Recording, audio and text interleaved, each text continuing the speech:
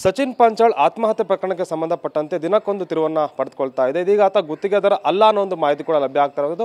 ಈ ಬಗ್ಗೆ ಸಾಕಷ್ಟು ಪರ ವಿರುದ್ಧ ಚರ್ಚೆ ಕೂಡ ಆಗ್ತಾ ಇದೆ. ಈ ಬಗ್ಗೆ ಮಾತಾಡ್ಕೊಂಡು ಈಗ ಕರ್ನಾಟಕ ರಾಜ್ಯ ಗುತ್ತಿಗೆದಾರರ ಸಂಘದ ಅಧ್ಯಕ್ಷ ಜಗನ್ನಾಥ್ ಶೇಗ್ಜಿ ಅವರನ್ನು ಮಾತನಾಡ್ತಾ ಹೋಗ್ತೇನೆ. ಸರ್, ಅವರು ಗುತ್ತಿಗೆದಾರ ಅಲ್ಲ ಅನ್ನೋದು ಮಾಹಿತಿ ಕೂಡ ಲಭ್ಯ ಆಗ್ತಿದೆ. ಸಾಕಷ್ಟು ಪರ ವಿರುದ್ಧ ಚರ್ಚೆ ಕೂಡ ಆಗ್ತಾ ಇದೆ. ಏನು ಹೇಳ್ತೀರಿ ತಾವು ಈ ಬಗ್ಗೆ ಅಂತ?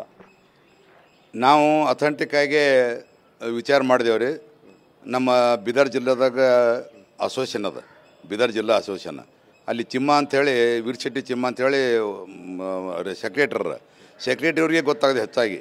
ಈ ಪಾಂಚಾಳ್ ಅವ್ರೇನೋ ನಾವು ಗುತ್ತೇದಾರ ಹರ ಏನೋ ಅಥವಾ ಅವ್ರ ಹೆಸರಲ್ಲಿ ಯಾವ ಪೆಂಡಿಂಗ್ ಬಿಲ್ ಯಾವನೋ ಡಿಟೇಲ್ದ ಮಾಹಿತಿ ತೊಗೊರಿ ಅಂತ ಹೇಳಿ ಕಳಿಸಿದಾಗ ಅವ್ರು ಡಿಟೇಲ್ ಮಾಹಿತಿ ತೊಗೊಂಡು ವರದಿ ಕೊಟ್ಟರು. ಇಲ್ಲ ಅವರು ಕಾಂಟ್ರಾಕ್ಟರ್ ಲೈಸೆನ್ಸ್ ಎಲ್ಲಿ ಇಲ್ಲ ಮತ್ತು ಅವ್ರ ಹೆಸರಲ್ಲಿ ಯಾವ ಪೆಂಡಿಂಗ್ ಬಿಲ್ ಅಲ್ಲಿ ನಂಬಲ್ಲಿ ಇಲ್ಲ ಅಂತೇಳಿ ಮಾಹಿತಿ ಕೊಟ್ಟರು. ಈಗ ಅವರು ಕಾಂಟ್ರಾಕ್ಟರ್ ಆಗಬೇಕು ಅಂತಂದ್ರೆ ತಮ್ಮ ಅಸೋಸಿಯೇಷನಲ್ಲಿ ಏನೆಲ್ಲ ಪ್ರಕ್ರಿಯೆಗಳಿರುತ್ತೆ ಏನು ಅಂತ? ಅವರು ಮೊದಲ ಚೀಫ್ ಇಂಜಿನಿಯರ್ ಆಫೀಸ್ದಲ್ಲಿ ಮೊದಲು ಕಾಂಟ್ರಾಕ್ಟರ್ ಲೈಸೆನ್ಸ್ ತೊಗೋಬೇಕು. ಅವರು ಆ ಲೈಸೆನ್ಸ್ ತೊಗೊಂಡ ನಂತರ ನಂಬಲ್ಲಿ ಮನವಿ ಕೊಡಬೇಕು. ನಂಬಲ್ಲಿ ನಾವು ಏನದ ನಿಮ್ಮ ಅಸೋಸಿಯೇಷನ್ದಾಗ ಮೆಂಬರ್ ಆತೀವತ್ತಿ ಅದೊಂದು ಕಾರ್ಡ್ ಹಚ್ಚಿ, ಅವ್ರ ಲೈಸೆನ್ಸ್ ಕಾರ್ಡ್ ಹಚ್ಚಿ, ಅವ್ರದ್ದು ID ಕಾರ್ಡ್ ಹಚ್ಚಿ, ನಮಗೆ 5,900 ರೂಪಾಯಿ ಫೀಸ್ ಅದ ನಮ್ಮದು. ಅದು ಕಟ್ಟಿ ಕಿಸ್ನರ್ ಏನದ ನಂಬಲ್ಲಿ ಅವ್ರು ಮೆಂಬರ್ ಆದಾಗ ಮಾತ್ರ ಅವರು ನಾವೇನದ ನಂಬಲ್ಲಿ ಮೆಂಬರ್ ಕನ್ಸಿಲ್ರಾತಾರೆ. ಆದ್ರೆ ಲೈಸೆನ್ಸ್ ಅವ್ರ ಮೆಂಬರ್ ಆಗಲಿ ಅಂದ್ರೂ ಹಚ್ಚಾರ ಲೈಸೆನ್ಸ್ ಇತ್ತಂದ್ರೆ ಕಾಂಟ್ರಾಕ್ಟ್ರಿ ಅವರು, ಲೈಸೆನ್ಸ್ ಇತ್ತಂಗೆ ಕಾಂಟ್ರಾಕ್ಟರ್ ಅವರು. ಅದಕ್ಕೆ ಅದ್ರ ವಿಚಾರದಾಗ ನಾವೇನದ ನಮಗೆ ನಮ್ಮ ಆತ್ಮೀಯ ಎಲ್ಲ ಈಗ ನಮ್ಮ ಎಲ್ಲ ಮಿತ್ರರು ಇವತ್ತು ಹೊಸ ಮಂದಿ ಕೇಳ್ಕೊಂಡಾಗ ನಮಗೆ ಇವತ್ತು ಪೇಪರ್ದವ್ರಾಗಲಿ ಟಿ ವಿಯವ್ರು ಮಾಧ್ಯಮದವ್ರು ಅಷ್ಟು ಮಂದಿ ನನಗೆ ಭಾಳ ಕೇಳ್ಕೊಳಕತ್ರಿ 2 ದಿವಸ ಆಯ್ತು ಏನಂಬಿದ್ರ ಬಗ್ಗೆ ಹೇಳ್ರಿ ಅಂತೇಳಿ. ನಾವು ಹೇಳಂಗೆ ಕೆಟ್ಟ ಆತ ತಿಳ್ಕೊಂಡು ಕಿಶಂದ್ರೆ ಏನೋ ಅವರಿಗೆ ಇವತ್ತು ಕಾಂಟ್ಯಾಕ್ಟ್ ಮಾಡ್ತಾ ಇದ್ದೀನಿ. ಆದ್ರೆ ನಾ ಸುಮ್ಮನೆ ಹೇಳಬಾರ್ದು ಅಂತೇಳಿ ಅವ್ರಿಗೆ ಎಲ್ಲಿ ರಿಜಿಸ್ಟ್ರೇಷನ್ ಆತ ಕ್ಲಾಸ್ 1 ಕಾಂಟ್ರಾಕ್ಟರ್ ಅಂತ ಹೇಳ್ಕೊಂಡ್ರು. ಅವರು ಕ್ಲಾಸ್ 1 ಕಾಂಟ್ರಾಕ್ಟರ್ ರಿಜಿಸ್ಟರ್ ಆಗೋದು ಒಂದು ಧಾರವಾಡ ಜಿಲ್ಲೆ ಚೀಫ್ ಇಂಜಿನಿಯರ್ ಆಫೀಸ್ ಆಗ್ತದೆ, ಒಂದು ಗುಲ್ಬರ್ಗ ಚೀಫ್ ಇಂಜಿನಿಯರ್ ಆಫೀಸ್ ಆಗ್ತದೆ, ಒಂದು ಬೆಂಗಳೂರು ಚೀಫ್ ಇಂಜಿನಿಯರ್ ಆಫೀಸ್ ಆಗ್ತದೆ. ಅದಕ್ಕೆ ನಾ 3 ಕಡೆ ಏನದ, ಒಂದು ಶಿವಮೊಗ್ಗದಾಗ ನಮ್ಮ ಶಿವಮೊಗ್ಗನ ಚೀಫ್ ಇಂಜಿನಿಯರ್ ಅದ, ಅಲ್ಲಿ ಆಗ್ತದೆ ಮಾಡ್ತಾರೆ ಗೊತ್ತಿಲ್ಲ. ಅಲ್ಲಿ ನಮ್ಮಲ್ಲಿ ಹೆಚ್ಚಾಗಿ ನಮ್ಮ ಉತ್ತರ ಕನ್ನಡದವ್ರು ಅಲ್ಲಿ ಕಲ್ಯಾಣ ಕನ್ನಡದವ್ರು ಹೋಗಲ್ಲ. ಅಲ್ಲಿ ಹೆಚ್ಚಾಗಿ ಹೋಗೋದೇ ಧಾರವಾಡ, ಗುಲ್ಬರ್ಗ ಆ್ಯಂಡ್ ಬೆಂಗಳೂರು. ನಾವು ಎರಡೂ ವಿಚಾರ ಮಾಡಿದೆ. ನಿನ್ನ ಅಂದ್ರೆ ಧಾರವಾಡ ವಿಚಾರ ಮಾಡ್ದೆ ಮತ್ತು ಗುಲ್ಬರ್ಗ ವಿಚಾರ ಮಾಡ್ದೆ. ಇಬ್ಬರು ಚೀಫ್ ಇಂಜಿನಿಯರ್ಗಳು ಕಾಂಟ್ಯಾಕ್ಟ್ ಮಾಡಿದಾಗ ನೋಡಿರಿ ಪಾಂಚಾಳ್ ಅಂತ ಒಬ್ಬ ಹುಡುಗ ಆತ್ಮಹತ್ಯೆ ಮಾಡ್ಕೊಳ್ಳೋಣ, ಅವ್ನ ಬಗ್ಗೆ ರಿಜಿಸ್ಟರ್ ಕಾಪಿ ಇದ್ದರೆ ನನಗೊಂದು ಜೆರಾಕ್ಸ್ ಕಳಿಸ್ರಿ ಅಂತೇಳಿ. ಆದರೆ ಅವ್ರು ಯಾರೂ ಏನದ ಇಲ್ಲ ಸರ್ ನಮ್ಮ ರಿಜಿಸ್ಟ್ರಿ ಆಗಿಲ್ಲ ಅಂತ ಹೇಳಿದ್ರು. ಇವತ್ತು ಲಾಸ್ಟ್ ಬೆಂಗಳೂರು ಒಂದು ಕೇಳ್ಕೊತ ಮಾಡಿದ್ದೆವು. ಬೆಂಗಳೂರು ನೀನು ಕೇಳ್ತಿದ್ದೆವು. ನಮ್ಮ ಸಂಘದ ಕಾರ್ಯ ಅಸಿಸ್ಟೆಂಟ್ ನಮ್ಮದೇನು ಕೆಲಸ ಮಾಡುವಂಥ ಪ್ರಭಾ ಅಂತ ಮೇಡಮ್ ಇದ್ದಾಳೆ. ಅವರು ಈ ಗಂಟಲು ನೋವಿನಿಂದ ಪಾಪಂದೇನು ಆಫೀಸ್ಗೆ ಬಂದಿಲ್ಲ. ಅದಕ್ಕೆ ಇವತ್ತೊಂದು ಬೆಂಗಳೂರೊಂದು ಕೇಳ್ಕೊತೇವೆ. ಬೇರೆ ಅಲ್ಲಿ ಬೆಂಗಳೂರದೊಂದು ಇಲ್ಲಾಂದ್ರೆ ಅವರು ಕಾಂಟ್ರಾಕ್ಟರ್ ಅಲ್ಲ ಅಂತ ಅರ್ಥ ಸರ್. ಸಚಿನ್ ಪಾಂಚಾಳ್ ಗುತ್ತಿಗೆದಾರ ಅಲ್ಲ ಅನ್ನೋದಕ್ಕೆ ಕೆಲವೊಂದು ಮಾನದಂಡಗಳು ಹೇಳಿದ್ರಿ, ಯಾವುದೇ ದಾಖಲೆಗಳು ಇಲ್ವಾ ಈ ಬಗ್ಗೆ ಅಂತ? ಇಲ್ಲ. ಅವ್ರ ಹೆಸರಲ್ಲಿ ಪೆಂಡಿಂಗ್ ಬಿಲ್ ಅವ ಕೇಳ್ಕೊರಿತಕ್ಕಂತೇಳಿ ಇಲ್ಲಿ ಬೀದರ್ ಜಿಲ್ಲಾದಾಗ ಚಿಮ್ಮ ಅಂತೇಳಿ ಸೆಕ್ರೆಟ್ರಿ ಇದ್ದಾರೆ. ಅವ್ರಿಗೆ ಕಳೆದು ಯಾವ ಡಿವಿಷನ್ದಾಗ ಆಗಲಿ ಪಾಪ ಅವ್ನು ಲೈಸೆನ್ಸ್ ಯಾವಾಗ ಮಾಡ್ಕೊಂಡಿದ್ದಾರೆ, ರಿನ್ಯೂವಲ್ ಮಾಡ್ಕೊಂಡಿದ್ದಲ್ಲ, ಹಳಿ ಬಿಲ್ಗಳು ಇದ್ದು ಮಾಡಿ ವಚನಕತ್ತಂದ್ರೂ ಕೇಳ್ರಿ ಅಂತ ಅವ್ರಿಗೆ ಕಳಿಸ್ದು. ಅವರೆಲ್ಲ ಆಫೀಸಿಗೆ ಓಡಾಡಿ ಯಾವ ಅವ್ರ ಹೆಸರಲ್ಲೇ ಪೆಂಡಿಂಗ್ ಬಿಲ್ ಅಂದರು. ಮತ್ತು ಗುಲ್ಬರ್ಗದಾಗ ಒಂದು ಸಂಜಯ್ ಆರ್ಕೆ ಅಂತೇಳಿ ಸೆಕ್ರೆಟ್ರಿ ಇದ್ದಾರೆ, ಅಸೋಸಿಯೇಷನ್ ಕಾಂಟ್ರಾಕ್ಟರ್ ಅಸೋಸಿಯೇಷನ್ ಸೆಕ್ರೆಟ್ರಿ ಅವರು. ಅಲ್ಲಿ ಡಿಸ್ಟ್ರಿಕ್ಟ್ ಪ್ರೆಸಿಡೆಂಟ್ ನಾನೇ ಇದ್ದೀನಿ, ಈ ಪ್ರಭಾರಿ ಇಲ್ಲಿ ಅಧ್ಯಕ್ಷ ನಾನೇ ಇದ್ದೀನಿ ಬೆಂಗಳೂರಿಗೆ. ಅದಕ್ಕೆ ಅವರಿಗೆ ಮಾಹಿತಿ ತೊಗೊಂಡ, ನೀವು ಸ್ವಲ್ಪ ಅಂದ್ರೆ ಅವ್ನ ಪಾಪವನ ಹೆಸರಲ್ಲೇ ಹುಡುಗನ ಹೆಸರಲ್ಲಿ ಏನಾದರೂ ಬಿಲ್ ಅವನು ನೋಡ್ರಿ ಅಂತೇಳಿ.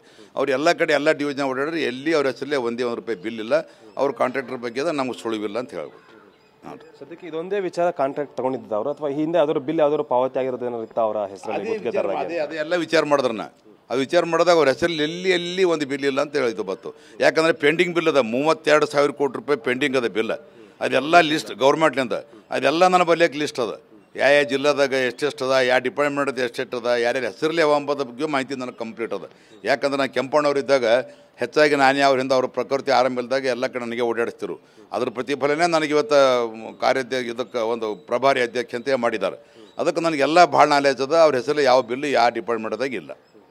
ಈಗ ರಾಜು ಕಪೂರ್ಗೆ ದುಡ್ಡು ಕೊಟ್ಟಿದ್ರು ಇವರು ಅಂತ ಪಾಂಚಾಳ್ ಅಂತ ಹೊರದಾಡ್ತಾ ಇದೆ. ಸೊ ಅವರ ಪರಿಚಯ ಮತ್ತು ಏನಿದು ಪ್ರಕರಣ, ಅವರಿಬ್ಬರ ನಡುವಿನ ಸಂಬಂಧ ಏನು ಅಂತ ಸರ್? ಈಗ ನಾ ಕಾಂಟ್ರಾಕ್ಟರ್ ಬಗ್ಗೆ ಹೇಳ್ಬೋದು, ಪ್ರೈವೇಟ್ದವ್ರ ಬಗ್ಗೆ ಹೇಳೋಕ್ಕೆ ನನಗೆ ಇಂಟ್ರೆಸ್ಟ್ ಇಲ್ಲ. ಅವ್ರ ಬಗ್ಗೆ ಏನು ಮಾಹಿತಿ ಅಂಬೋದು ಗೊತ್ತಿಲ್ಲ. ಇವತ್ತು 108 ನೆಮ್ಮದಿನ ಭಾಗಗಳು ಕುಡ್ತೊಳೋ ಭಾಳವ, ಅವೆಲ್ಲ ನಮ್ಮ ಅಸೋಸಿಯೇಷನ್ ಮೇಲೆ ಯಾಕೆ ಹಾಕ್ಕೊಡೋಣ, ಅದ್ರ ಬಗ್ಗೆದು ಏನೂ ಇಲ್ಲ. ಈಗ ನಾವು ಸುಮ್ಮನೆ ಏನದ ಏನೋ ಈಗ ನಮಗೆ ಈಗೆಲ್ಲ ದೊಡ್ಡ ಲೀಡ್ರ್ ಅವರು, ಬಿ ಜೆ ಪಿಯವರು ದೊಡ್ಡ ಲೀಡ್ರು, ಕಾಂಗ್ರೆಸ್ನವರು ದೊಡ್ಡ ಲೀಡ್ರು. ನಮಗೆ ಬಿ ಜೆ ಪಿಯವರಾದ್ರೂ ಹಿಂದೆ ನಮಗೆ ದುನಿಯಾದ ಮೇಲೆ ಇದು ಮಾಡಿ ನಾವು ತಪ್ಪು ಮಾಹಿತಿ ಕೊಟ್ಟೇವಂತಂದ್ರೆ ಹಿಂದೆ ಮುನಿರತ್ನವ್ರನ್ನ ಮೇಲೆ ಕೇಸ್ ಹಾಕಿ ಸುಮಾರು 9 ತಿಂಗಳ ತನಕ ಮಾನದಂಡ ಮೊಕದ್ದಮೆ ಹಾಕಿ ನಮ್ಗೆ 9 ತಿಂಗಳ ತನಕ ಕೋರ್ಟ್ ಕಚೇರಿ ಅಲ್ಲಿಕ್ಕೆ ಹಚ್ಚಿದ್ರು. ಅದಕ್ಕೆ ಅದ್ರ ಪ್ರತಿಫಲವಾಗಿ ಇವತ್ತು ನಾವೇನು ಸುಳ್ಳು ಮಾಹಿತಿ ಕೊಡಬಾರ್ದಂತೆ ಅಂತೇಳಿ ಕರೆಕ್ಟಾಗಿ ಮಾಹಿತಿ ಕೊಡಬೇಕಂತೇಳಿ ತಮ್ಮಲ್ಲಿ ಕರೆಕ್ಟಾಗಿ ಮಾಹಿತಿ ಕೊಡ್ತಾ ಇದ್ದೇನೆ. ಇದರಲ್ಲಿ ಯಾವುದೂ ಇದೆಯಲ್ಲ. ಅದರಾಗ ದಯಮಾಡಿ ಏನದ ನಮ್ಗೆ ಕಾಂಟ್ರಾಕ್ಟರ್ ಅಸೋಸಿಯೇಷನ್ ಹೇಳ್ತೋದು. ಈಗ ಅವರಿಗೆ ಫೈಟ್ ಮಾಡ್ಲಿಕ್ಕೆ ನಮ್ಮಲ್ಲಿ ಸಾಕಷ್ಟು ಪಾಯಿಂಟ್ಸ್ಗಳವ. ಈ ಎಲ್ಲ ಪಾಯಿಂಟ್ಗಳು ಇವತ್ತು ನಾಳೆ ಏನದ, ಇವತ್ತು ಸೆಕ್ರೆಟ್ರಿಯವ್ರಿಗೆ ಆರಾಮಿಲ್ಲ, ಸೆಕ್ರೆಟ್ರಿ ಬರ್ತಾರೆ, ನಾವು ಸ್ಟ್ರೈಕ್ ಮಾಡಬೇಕಲ್ಲತ್ತಿದ್ದೆವು. ಮೊನ್ನೆ ಬೆಳಗಾವಿ ವಿಧಾನಸೌಧದಾಗ ಇವ್ರಿಗೆ ಒಂದು ಮೆಮೊಡಮ್ ಕೊಟ್ಟಿದ್ದೇವೆ ಸರ್ಕಾರಕ್ಕೆ, ನಮಗೇನು ಅನ್ಯಾಯ ಮಾಡ್ತಾ ಇದ್ದೀರಿ ನೀವು, ನಮಗೆ ಯಾವ ಥರ ಅನ್ಯಾಯ ಮಾಡ್ತಿದ್ರಿ ಅಂತೇಳಿ ಆ ಥರ ಎಲ್ಲ ಡೀಟೇಲ್ ಅವ್ರಿಗೆ ಕೊಟ್ಟಿದ್ದೆವು. ಅದ್ರ ಬಗ್ಗೆ ಅವ್ರು 10 ದಿನದಾಗ ನಿಮಗೆ ಸ್ಪಂದಿಸಿ ನಿಮಗೇನದ ರಿಪೋರ್ಟ್ ಕೊಟ್ಟು ಮೀಟಿಂಗ್ ಕರಿತೀವಿ ಅಂತ ಹೇಳಿರು. 10 ದಿನ ಗತಿಸಿ ಹೋಗ್ಯಾವ. ಈ ಎಲ್ಲ ಕಾಂಟ್ರಾಕ್ಟರ್ ಲೆಟರ್ ಬರ್ದಾರೆ ನಮಗೆ, ಎಲ್ಲ ಜಿಲ್ಲೆ ಸುಮಾರು 10 ಜಿಲ್ಲೆಯಿಂದ ಲೆಟರ್ ಬಂದಾವೆ. ನಿನ್ನವೆಲ್ಲ ಹೊರಗೆ ಬರ್ತೀವಿ. ನಮ್ಮ ಮೇಡಮ್ ಅವರು ಪ್ರಕೃತಿ ಆರಾಮಿರಲ್ಲ, ಬಟ್ಟಿಗೆ ಏನದ ನಾನು ಹೇಳಿದೆ, ನಾನು ನಾಳೆಗೆ ಆಫೀಸ್ಗೆ ಹೋಗಿ ಎಲ್ಲ ಡೀಟೇಲ್ ಮಾಹಿತಿ ತೊಗೊಂಡು ನಿಮ್ಗೆ ಹೇಳ್ತಾ ಅಂತ ಹೇಳಿದೆ.